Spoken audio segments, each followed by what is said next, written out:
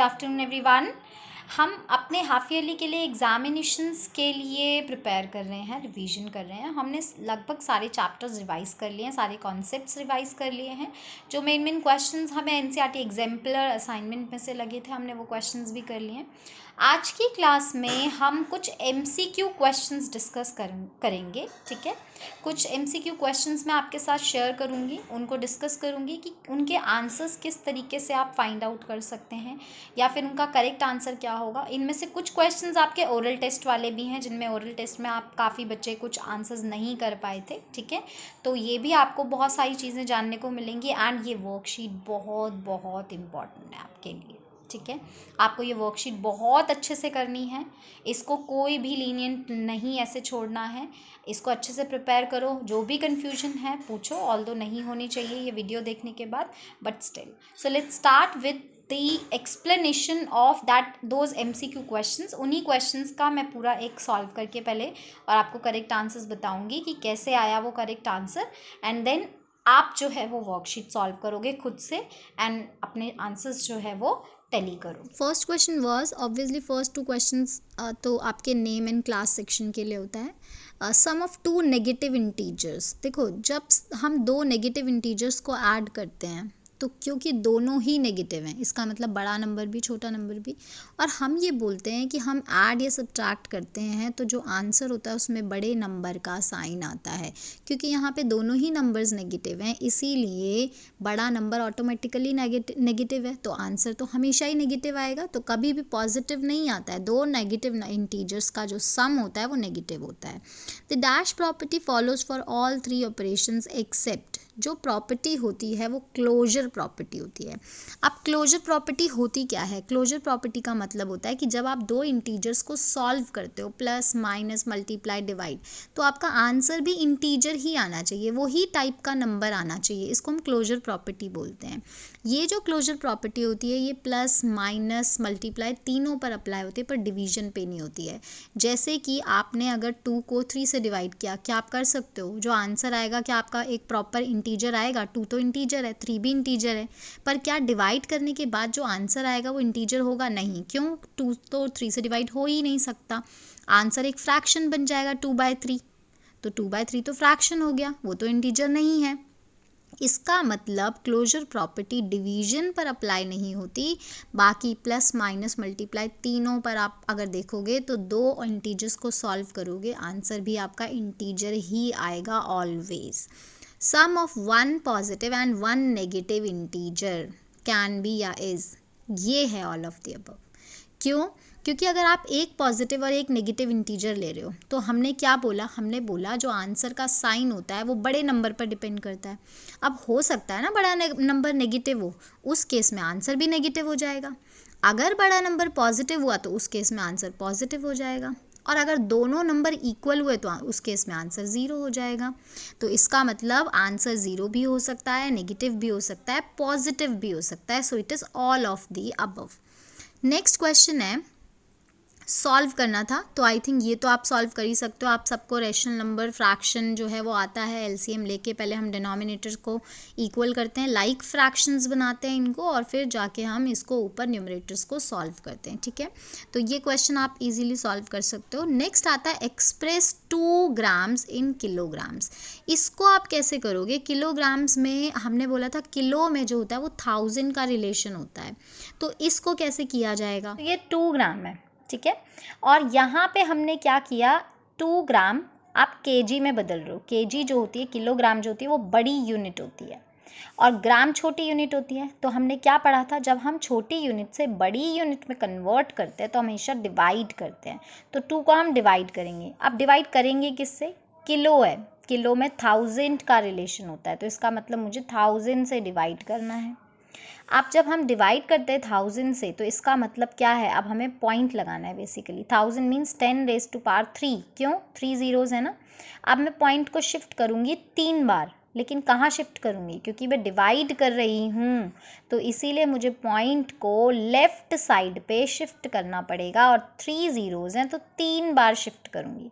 लेकिन इस नंबर में तो पॉइंट है ही नहीं, तो यहाँ पे पॉइंट कहाँ होगा? 2 के बाद, ठीक है। इसको हमें 1000 से डिवाइड करना है। तो अब कैसे हो जाएगा, हम इसको 3 बार शिफ्ट करेंगे तो हमारा जो पॉइंट है वो बेसिकली यहाँ पे था, पहले एक बार शिफ्ट किया, दूसरी बार शिफ्ट किया, तीसरी बार शिफ्ट किया, 1 2 3, यहाँ पे तो कुछ थे ही नहीं डिजिट्स, तो हम क्या लिख देते हैं 0।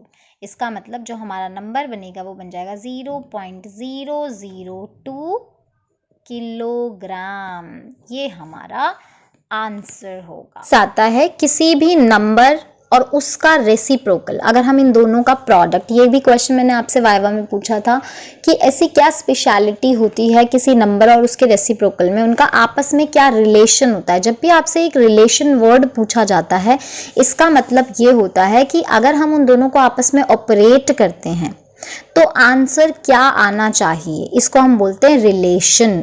तो अब ये कैसे हम फाइंड आउट करते हैं, तो हमारे पास है a बाय b, इसका रेसिप्रोकल क्या हो जाएगा, न्यूमरेटर डिनोमिनेटर ऊपर न्यूमरेटर नीचे हो जाएगा, b अपॉन a। ठीक है, अब हमें इन दोनों को मल्टीप्लाई करना है। हमने क्या बोला है, मल्टीप्लाई में हम ऐसे क्रॉस करके अगर हमें कोई डिनोमिनेटर और न्यूमरेटर में कोई कॉमन फैक्टर नज़र आते तो हम उसको सिंप्लीफाई कर सकते हैं, क्योंकि b है और ये भी b है, कोई भी नंबर हो, ज़रूरी नहीं है तो a b लिया है, एनी नंबर, ऑब्वियसली दोनों सेम है तो दोनों सेम के टेबल में आते हैं, b once are b, b once are b, a once are a once are a। इसका मतलब हमेशा ही जब एक नंबर को उसके रेसिप्रोकल से मल्टीप्लाई करते हैं तो आंसर ऑलवेज 1 आता है। Next is range of the following data. अब इस डेटा की आपको रेंज फाइंड आउट करनी है, कैसे करेंगे, अगेन रेंज बहुत ध्यान से सुननी है। रेंज का मतलब होता है इसमें से सबसे हाईएस्ट वैल्यू कौन सी दिख रही है मुझे, 0.2, 2.1, 6.5, 4.5, 4.8 एंड 6.1। तो ऑब्वियसली सबसे बड़ा जो आंसर है दैट इज 6.5 और सबसे छोटी वैल्यू कौन सी है 0.2। तो रेंज कैसे निकलती है, हाईएस्ट वैल्यू में से अगर हम लोएस्ट वैल्यू को माइनस कर दें तो हमारी रेंज निकल जाती है। अभी 6.5 में से 0.2 को माइनस करेंगे तो हमारा जो आंसर आएगा वो आएगा 6.3। सो हमारा 6.3 करेक्ट आंसर है। नेक्स्ट आते हैं हम मीडियन। मीडियन क्या होता है, अब मीडियन हम किसको बोलते हैं कि अगर हम किसी डेटा को अरेंज कर दें असेंडिंग या डिसेंडिंग ऑर्डर में भी, किसी भी ऑर्डर में अगर हम अरेंज करते हैं तो जो मीडियन मीन्स मिड में जो वैल्यू होती है, बीच में जो वैल्यू होगी वही हमारी मीडियन होती है। तो अब हम इसको अगर अरेंज करके बीच की वैल्यू फाइंड आउट करते हैं तो वो क्या आएगी, तो मैं ऑलरेडी इसको अरेंज कर चुकी हूँ, 32, 45, 51, 62, 74। अब सेंटर में कौन सी वैल्यू मुझे दिख रही है 51, इसका मतलब 51 जो है दैट इज द मीडियन, इसको हम बोलते हैं median. Next is mode. Mode क्या होता है, अब मोड वो होता है कोई डेटा जो सबसे ज़्यादा बार आए, ठीक है, मैक्सिमम नंबर ऑफ टाइम्स आए, उसको हम मोड बोलते हैं। यहाँ पे अगर आप देखोगे 4 2 4 5 1 1 4 3 4 2, सबसे ज़्यादा टाइम्स कौन आ रहा है, 4 आ रहा है, 1 2 3 4 टाइम्स आ रहा है 4, है ना। बाकी 2 जो है वो ओनली 2 टाइम्स आ रहा है, 1 भी सिर्फ 2 ही टाइम्स आ रहा है, 5 तो एक ही बार आया है और 3 भी एक ही बार आया है, 4 जो है वो 4 टाइम्स आया है, मतलब सबसे ज़्यादा बार 4 आया है, तो इसीलिए इसका मोड हो जाएगा 4। ठीक है, नेक्स्ट आता है find the solution of given equation. अब ये जो इक्वेशन है इसका आपको सॉल्यूशन फाइंड आउट करना है। इसके भी आप दो तरीके से फाइंड आउट कर सकते हैं। एक तो है, सबसे पहले आप लेफ्ट साइड पे ब्रैकेट ओपन कीजिए, बिकॉज हमने बोर्ड मास पढ़ा है, सबसे पहले हम ब्रैकेट सॉल्व करते हैं, या ये डिस्ट्रीब्यूटिव प्रॉपर्टी है क्योंकि 2 के साथ और ब्रैकेट के साथ बीच में कोई साइन नहीं है, इसका मतलब मल्टीप्लाई, और अंदर जो है वो प्लस माइनस है, तो ये डिस्ट्रीब्यूटिव प्रॉपर्टी होती है ना, जो हम 2 को मल्टीप्लाई कर देते हैं ब्रैकेट के अंदर जितनी भी चीज़ें उन सब से, तो वही चीज़ हम यहाँ पे करेंगे। या दूसरा तरीका ये भी हो सकता है, क्योंकि 2 जो है वो सबके साथ ऑपरेट हो रहा है, सब ऑब्वियसली 1 के साथ और x के साथ, दोनों के साथ ही मल्टीप्लाई हो रहा है। तो अगर कोई नंबर किसी एक साइड पर इक्वल के लेफ्ट साइड पर है, जैसे कि ये किसी भी एक साइड पर हो सकता है, अगर वो सबके साथ वही ऑपरेट हो रहा है, जैसे 2 यहाँ पे सबके साथ मल्टीप्लाई ही हो रहा है, तो हम 2 को इक्वल के दूसरी तरफ ट्रांसपोज कर सकते हैं, और जब हम इसको ट्रांसपोज करेंगे तो ऑब्वियसली ऑपोजिट हो जाएगा। अभी 2 ऊपर था, न्यूमरेटर में था, मल्टीप्लाई में था, तो यहाँ जाके डिवाइड में होगा। तो मैंने यहाँ पे ये इक्वेशन लिख दी है, ठीक है। मैं इसको इसी तरीके से करती हूँ, 2 मल्टीप्लाई हो रहा है 1 के साथ भी x के साथ भी, तो अभी सबके साथ अगर ऑपरेट हो रहा है तो मैं 2 को राइट साइड पे ट्रांसपोज कर दूंगी और ये मेरा बन जाएगा डिवाइड। क्योंकि वहाँ पे मल्टीप्लाई हो रहा था। सिंप्लीफाई हो जाएगा इजीली, 2 1 ज़ा 2, 2 2 ज़ा 4। तो ये आंसर आ गया हमारा 1 - x = 2। अब हम क्या करेंगे, ये -x है, हमने क्या बोला है, कोई भी नंबर, ठीक है, आप इंटीजर्स पढ़ चुके हो, इसीलिए कोई भी नंबर विदाउट साइन नहीं होता मैथ्स में, और वो जो साइन होता है वो उससे पहले वाला साइन मेंटेन करते हैं, हम मेंशन करते हैं, उसके बाद वाले साइन का कोई लेना देना नहीं होता। अब ये जो माइनस साइन है वो x का साइन है, 1 का नहीं है, क्योंकि वो x से पहले लिखा गया है, ठीक है। तो हम क्या कर सकते हैं, सबसे पहले हम एक काम कर देते हैं, ये 1 जो है, जो कि यहाँ पे प्लस है, इधर ले जाएंगे राइट साइड पे और ट्रांसपोज कर देंगे, तो ऑब्वियसली क्या हो जाएगा, माइनस हो जाएगा। और क्योंकि ये -x तो अपनी जगह पे ही है ना, वो तो अभी लेफ्ट पे ही है इक्वल टू के, तो उसको -x ही रहने देते हैं, ठीक है। 2 भी अपनी जगह पे ही है राइट साइड पे, उसको भी प्लस ही रहने देते हैं। सिर्फ ये +1 को हमने ट्रांसपोज कर दिया लेफ्ट से राइट साइड पे, तो ये प्लस से -1 बन गया, ठीक है। आंसर क्या बन गया, 2 - 1 कितना हो जाएगा, 1। तो अगर -x 1 के इक्वल है तो x किसके इक्वल होना चाहिए, -1 के इक्वल होना चाहिए ऑब्वियसली, है ना। -x अगर 1 है तो x जो होगा वो -1 होगा। इस तरीके से आप सोल्यूशन फाइंड आउट करोगे। तो आई थिंक आप ये नेक्स्ट क्वेश्चन तो आप इजीली कर सकते हो, इसका सोल्यूशन फाइंड आउट कर सकते हो। पहले +3 है तो उधर ट्रांसपोज करोगे राइट साइड पे, वो -3 हो जाएगा। फिर से बोल रही हूँ, जो साइन होता है किसी भी नंबर का, उससे पहले, नंबर से पहले जो साइन होता है वही उस नंबर का साइन होता है। नंबर के बाद जो साइन होता है उसका उस नंबर से कोई लेना देना नहीं होता। नेक्स्ट आते हैं हम, write the equation for the following statement. अब इसको आप ध्यान से सुनेंगे।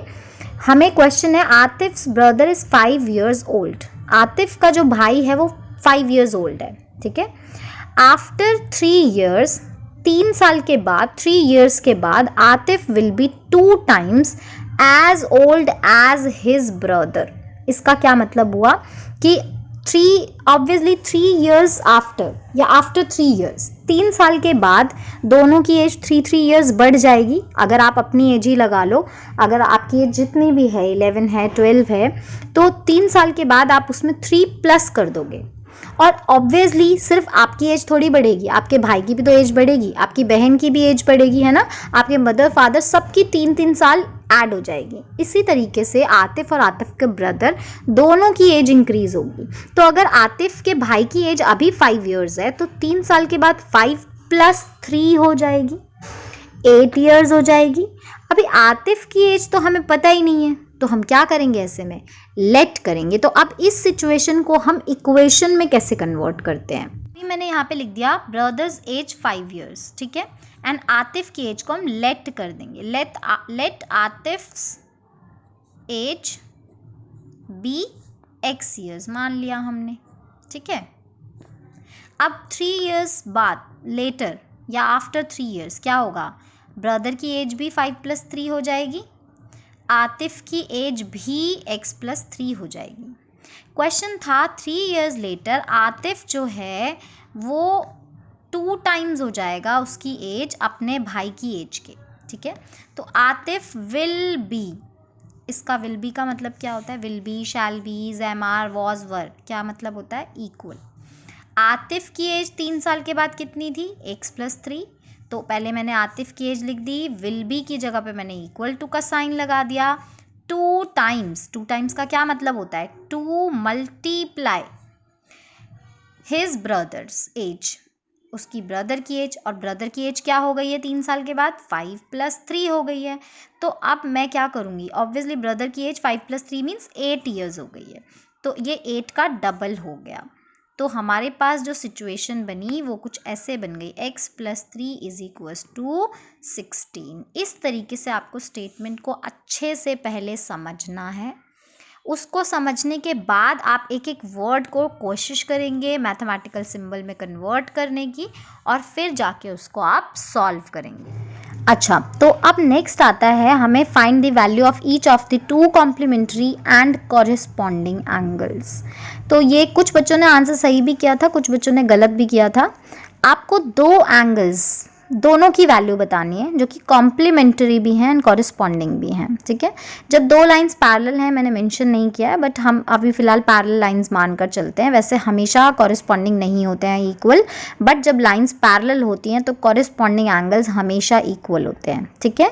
तो ये ज़रूर लेकर चलना है आपने कि लाइंस पैरेलल होंगी तभी इक्वल होगा कॉरिस्पॉन्डिंग एंगल, अदरवाइज नहीं होगा।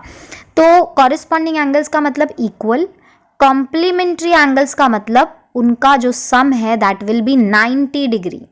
तो अब ऐसे दो एंगल्स जिनको प्लस करके 90 डिग्री आ जाए और दोनों इक्वल हो, इसका मतलब क्या होगा, दोनों हाफ हाफ होंगे, बिल्कुल इक्वल इक्वल होंगे। तो कितने होंगे वो 45 डिग्री, 90 का हाफ, तो 90 का हाफ इज 45 डिग्री, इसका मतलब हर एक की वैल्यू 45 डिग्री होगी। नेक्स्ट आता है which of the following can not be in the name of a line, एक लाइन का नेम क्या नहीं हो सकता। तो ये भी क्वेश्चन था, आई थिंक कुछ बच्चों ने फिर भी कर दिया था। एक लाइन या लाइन सेगमेंट को हम दो पॉइंट, कैपिटल पॉइंट से शो कर सकते हैं, क्योंकि एक पॉइंट हमारा एक जगह पे होता है लाइन के और दूसरा पॉइंट हमारा लाइन के दूसरी जगह पे होता है और वो कैपिटल में ही होता है। दूसरी चीज़, हम इसको एक सिंगल लेटर से भी रिप्रेजेंट करते हैं लाइन को, सिर्फ यहाँ पे स्मॉल लिखना होता है। ये जो एम होती है ये पूरी की पूरी एक लाइन को शो कर देता है क्योंकि ये स्मॉल लेटर में है, ठीक है। पूरी लाइन एक सिंगल लाइन को रिप्रेजेंट कर रहा है। सिमिलरली स्मॉल एन भी एक सिंगल लेटर है, तो ये भी आपको पूरी एक लाइन को रिप्रेजेंट करेगा। बट कैपिटल एम और स्मॉल एन ऐसा कोई लाइन हम रिप्रेजेंट नहीं करते हैं, ठीक है। लाइन के अगर हमें दो पॉइंट्स दिखाने हैं तो दोनों कैपिटल होने चाहिए, और अगर हम एक लेटर से दिखा रहे हैं तो वो एक लेटर स्मॉल होगा क्योंकि वो पूरी लाइन को रिप्रेजेंट कर रहा होगा, बट एक कैपिटल एक स्मॉल कभी नहीं होता। नेक्स्ट है in adjacent figure if m is parallel to n then angle 2 is equal to angle 6 because they are. तो यहाँ पे हमें ऑलरेडी पैरेलल गिवन है, क्यों, जैसा कि मैंने आपको बोला कि पैरेलल होंगी तभी ये चीज़ें इक्वल हो सकती हैं, चाहे वो कॉरेस्पॉन्डिंग एंगल हो, वर्टिकली ऑपोजिट एंगल हो, अल्टरनेट हो। वर्टिकली तो आपका क्रॉस में होता है जब लाइंस क्रॉस होती हैं, ठीक है। तो corresponding and alternate interior angles जो होते हैं वो तभी इक्वल होते हैं जब लाइंस पैरेलल हैं। तो इसीलिए आपको पहले ही सिचुएशन दे दिया है m is parallel to n। Now angle 2 is angle 2 equal to angle 6। अगर आप यहाँ पे देखो एंगल 2 एंड एंगल 6 दोनों ही ये ट्रांसवर्सल है, ये जो थर्ड लाइन इसको कट कर रही है ये ट्रांसवर्सल है, ठीक है। एंड सेकेंड थिंग, ये 2 भी और ये 6 भी ट्रांसवर्सल के बिल्कुल डाउनवर्ड ही हैं, दोनों के दोनों सेम साइड पर है। एक दोनों की दोनों, एक एक्सटीरियर बाहर की तरफ है और एक 6 अंदर की तरफ है ना। ऐसे एंगल्स कॉरिस्पॉन्डिंग एंगल्स होते हैं, ये हमेशा f बना रहे होते हैं, ठीक है। अगर आप देखोगे यहाँ से f जो 6 वाला एंगल है उसकी इस रे से आप बढ़ोगे, यहाँ से आते हुए इस तरीके से ये पूरी रे यहाँ तक जा रही है और यहाँ पे ये चीज़ पूरा f बन रहा है ना, ठीक है। इसी तरीके से एंगल 1 एंगल 5 भी कॉरिस्पॉन्डिंग एंगल्स हैं, ठीक है। एंगल 3 एंगल 7 कॉरिस्पॉन्डिंग है, एंगल 4 एंगल 8 कॉरिस्पॉन्डिंग एंगल्स हैं। नेक्स्ट आते हैं आपका the type of triangle whose altitude is always in the interior of the triangle. ये आपको याद रखना है हमेशा। एक्यूट एंगल ट्रायंगल एक ऐसा ट्रायंगल है जिसका अल्टीट्यूड हमेशा अंदर बनेगा, क्योंकि एंगल्स छोटे होते हैं, अल्टीट्यूड बाहर जाने का सवाल ही नहीं होता। सारे अल्टीट्यूड मतलब होता है एक वर्टेक्स से सामने वाली साइड पर जब हम 90 डिग्री ड्रॉ करते हैं, ठीक है। मैं मीडियन ड्रॉ करके दिखाऊंगी, अल्टीट्यूड भी कुछ कुछ वैसा ही होता है, सिर्फ वो 90 डिग्री होता है, ठीक है। तो यहाँ पे ऑब्ट्यूस एंगल का एक जगह पे अल्टीट्यूड बाहर ड्रॉ होता है, एक नहीं 2 जगह पे। राइट एंगल का जो अल्टीट्यूड होता है वो बाहर नहीं ड्रॉ होता, ना ही वो अंदर ड्रॉ होता है, वो एग्जैक्टली साइड के ऊपर ही होता है, वो साइड ही अल्टीट्यूड होती है उसकी, ठीक है। ये ध्यान रखना, राइट एंगल की साइड ही अल्टीट्यूड होती है। नेक्स्ट आते हैं the number of acute angles in an acute angle triangle. एक एक्यूट एंगल ट्रायंगल के अंदर 3 एक्यूट एंगल होते हैं, क्योंकि तीनों के तीनों ही एक्यूट होते हैं, कोई ऑब्ट्यूस नहीं, कोई राइट एंगल नहीं, तो तीनों के तीनों एक्यूट एंगल्स उसके अंदर होते हैं। The type of triangle whose median is always in the interior of the triangle. इसका आएगा ऑल ऑफ द अबव। इसके किसी ने भी सही आंसर नहीं किया था। मीडियन किसी भी ट्रायंगल का हमेशा अंदर ही बनता है, कभी भी बाहर नहीं बन सकता। वो कैसे होगा? तो यहाँ पे वैसे मैंने ये 2 एंड 6 एंड 1 5 अगर आप देखो तो ये कुछ इस तरीके से यहाँ पे f बन रहा है, ये देख रहे हो f दिख रहा है आपको ऐसे, ये 1 है और ये 5 है, इसी तरीके से ये भी f बन रहा है, ऐसे वाला एफ, 2 and 6, तो ये कॉरेस्पॉन्डिंग एंगल्स होते हैं, ठीक है। मीडियन क्या होता है, किसी एक वर्टेक्स से, वर्टेक्स ये कॉर्नर्स होते हैं, किसी भी एक वर्टेक्स से जब आप सामने वाली साइड पर एक लाइन ड्रॉ करते हो, और वो भी ऐसे ड्रॉ करते हो कि ये सामने वाली साइड को दो इक्वल पार्ट्स में डिवाइड करे। मीडियन की डेफिनेशन सब ने कुछ ना कुछ इधर उधर से बोली है। मीडियन होता क्या है, जब हम ट्रायंगल के एक वर्टेक्स से उसके ऑपोजिट साइड पर एक लाइन ड्रॉ करते हैं और वो लाइन उस ऑपोजिट साइड को दो इक्वल पार्ट्स में डिवाइड कर देती है। ट्रायंगल को इक्वल पार्ट्स में डिवाइड करना इज़ डिफरेंट थिंग, वो बाद की बात है, पर मेन जो डेफिनेशन है, जो बेसिक थिंग मीडियन जिस वजह से डिफाइन होता है, वो इस साइड को दो इक्वल पार्ट्स में डिवाइड करने की वजह से। आप यहाँ से भी जाओगे तब भी तो आप साइड के ऊपर ही तो उसको दो इक्वल पार्ट्स में डिवाइड करने की कोशिश करोगे ना। यहाँ से भी जाओगे तब भी उस साइड को दो इक्वल पार्ट्स में डिवाइड करने की कोशिश करोगे।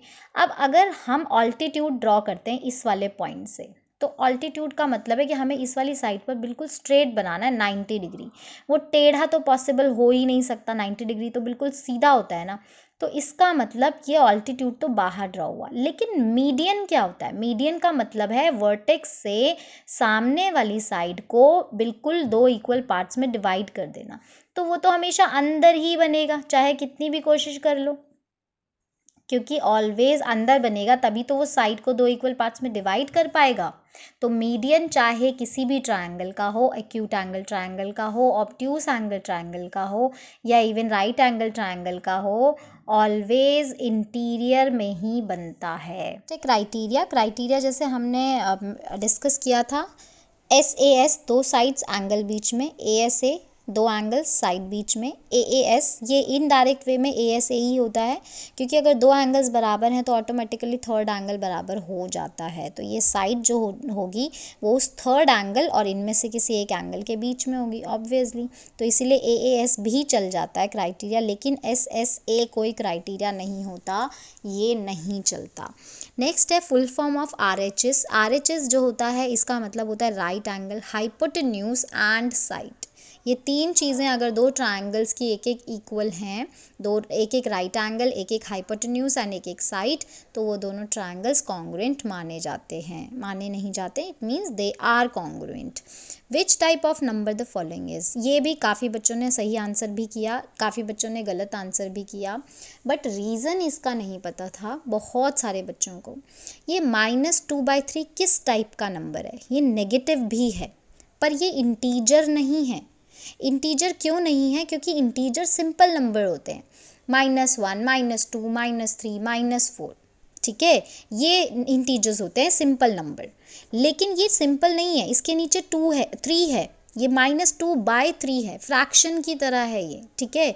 तो इंटीजर ऐसे नहीं होते जो फ्रैक्शन फॉर्म में होते हैं, this is not the integer, ना ही ये फ्रैक्शन है। फ्रैक्शन क्यों नहीं है ये, अब ये तो 2/3 तो फ्रैक्शन होता है, क्योंकि ये नेगेटिव है। हम फ्रैक्शन को कभी भी नेगेटिव नहीं बोलते, फ्रैक्शन कभी नेगेटिव नहीं हो सकता। क्यों नहीं हो सकता, क्योंकि फ्रैक्शन किसी एक चीज़ का एक छोटा सा पार्ट हमें रिप्रेजेंट कर रहा है। तो क्या आप किसी पार्ट को नेगेटिव बोल सकते हो, आप उसको बेसिकली काउंट कर रहे हो ना। कोई भी काउंटिंग जिसको आप मेजर कर सकते हो, किसी को काउंट कर सकते हो, उसको कभी नेगेटिव नहीं बोल सकते, आप माइनस में नहीं बोल सकते हो। तो -2/3 फ्रैक्शन भी नहीं है, it is a rational number, ठीक है, ये रेशनल नंबर है। Reciprocal of the following is, इसका रेसिप्रोकल क्या होगा, रेसिप्रोकल मतलब न्यूमरेटर को डिनोमिनेटर बना दो, डिनोमिनेटर को न्यूमरेटर बना दो, तो ऑब्वियसली 7/5। अब समटाइम्स बच्चे कंफ्यूज हो जाते हैं, आप क्या करते हो, आपको लगता है साइन भी चेंज करना है हमें रेसिप्रोकल में, साइन चेंज नहीं करना होता है, आपको सिर्फ न्यूमरेटर और डिनोमिनेटर को एक्सचेंज करना होता है, साइन जहाँ है वैसा ही रहने दोगे, ठीक है। तो अगर एक साइन है तो एक साइन रहेगा ही रहेगा, बस 7 और 5 एक्सचेंज हो जाएंगे। सिंप्लीफाई द फॉलोइंग, ये आप कर ही सकते हो, आपको सबको पता है कैसे सिंप्लीफाई करना है। बस इसमें एक चीज़ ध्यान रखना, न्यूमरेटर एंड डिनोमिनेटर दोनों ही माइनस है, तो ये माइनस माइनस कैंसिल आउट हो जाएगा, इसीलिए आंसर पॉजिटिव आएगा, ठीक है। और बाकी आप HCF मेथड से निकालोगे तो आपके लिए बहुत ईजी हो जाएगा सिंप्लीफाई करना, है ना। आप सबको अब HCF मेथड आ चुका है अच्छे से, उसको अच्छे से कर लेना prepare. Express 2100 into the product of exponents of prime factors, ये भी आई थिंक आप सारे कर सकते हो, प्राइम फैक्टराइजेशन मल्टीप्लाइजेशन करके जितनी टाइम्स जो नंबर मल्टीप्लाई हो रहा है उसकी उतनी पावर बन जाएगी। तो ये 2^2, 3^1, 5^2, 7^1 ही इसका आंसर होगा। एंड स्टैंडर्ड फॉर्म भी आप सबको आता है, इस नंबर में कहीं पॉइंट नहीं है, इसका मतलब सबसे राइट साइड पे पॉइंट है। और क्योंकि स्टैंडर्ड फॉर्म का मतलब है कि पॉइंट आना चाहिए 1 के बाद, मतलब पॉइंट से एक जो है हमारे पास सिर्फ एक ही नॉन ज़ीरो डिजिट होनी चाहिए। तो हम यहाँ पे नोटिस कर रहे हैं पॉइंट को हमने 7 टाइम्स शिफ्ट किया है, तो ये नंबर बन जाएगा 1.497 मल्टीप्लाई 10^7। तो इस तरीके से आप ये वर्कशीट करोगे, इसको ध्यान से अच्छे से करोगे, चीज़ों को समझोगे एंड देन इसको सॉल्व करना आप स्टार्ट करोगे।